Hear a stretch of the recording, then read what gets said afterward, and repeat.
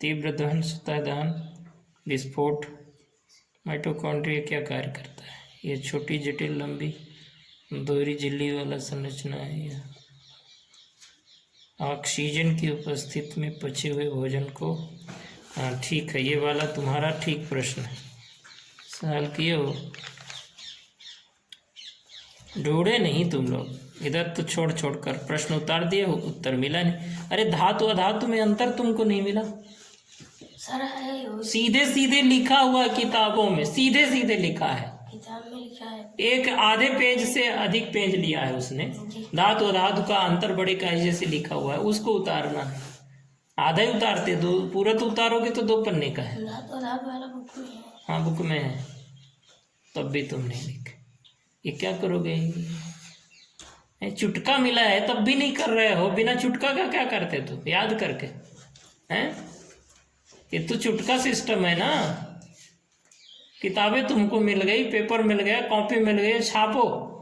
इतने में भी तुम नहीं छाप पा रहे हो, तब क्या करोगे? तब क्या करोगे बताओ?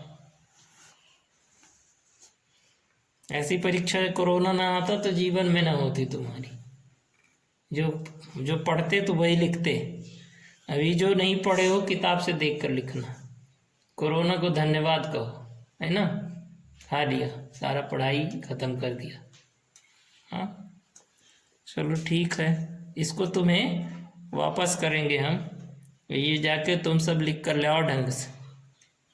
अरे घर में करोगे क्या? कॉपी जमा करके फिर क्या करोगे? पढ़ोगे? पढ़ते हो?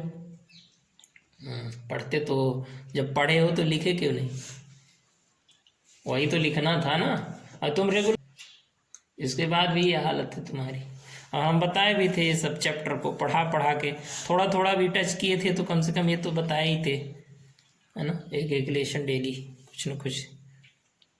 तो इसके बाद भी तुम्हारी ये हालत, इसको करके हो गया।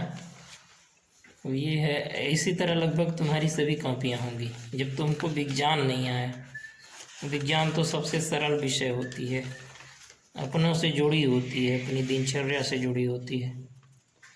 ये कौन सी विषय है? नैतिक शिक्षा। नैतिक शिक्षा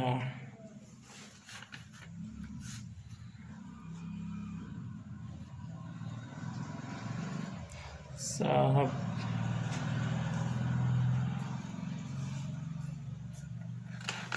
अर्थ लिखने के लिए बोला है। साहब मतलब भगवान, आध्यात्मिक मतलब धार्मिक, है ना। विकल्प मतलब शब्द, पावत, पावत मतलब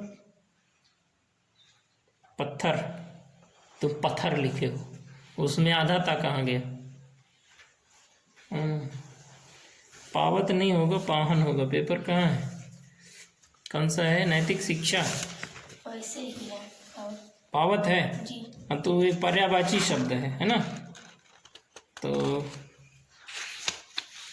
पाषाण होता है, पाषाण यानी पत्थर, पाहन यानी पत्थर, पावत यानी पत्थर, है ना। तो हाँ ये लिखा है, ठीक है।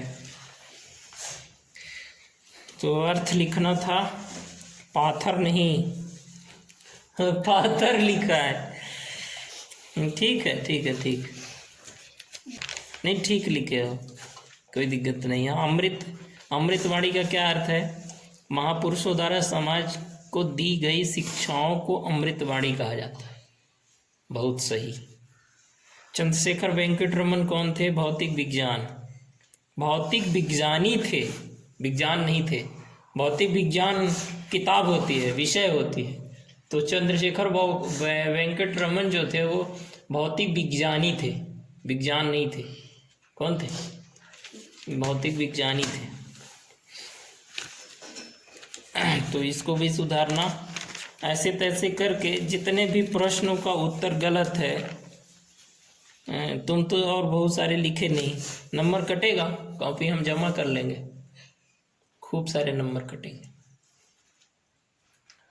क्योंकि जो चीज़ें आ रही है सरल है वो भी तुम नहीं कर रहे हो।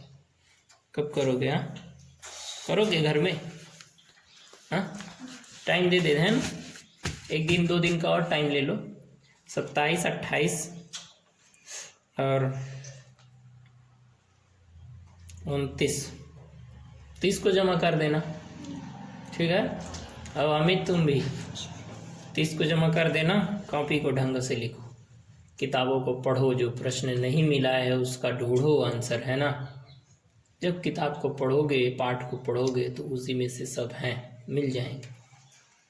उससे संबंधित, जैसे मान लीजिए तुलसीदास वाला पाठ से कोई प्रश्न पूछ दिया है, तो तुलसीदास वाले पाठ को अच्छे से पढ़ लो, आया समझ में।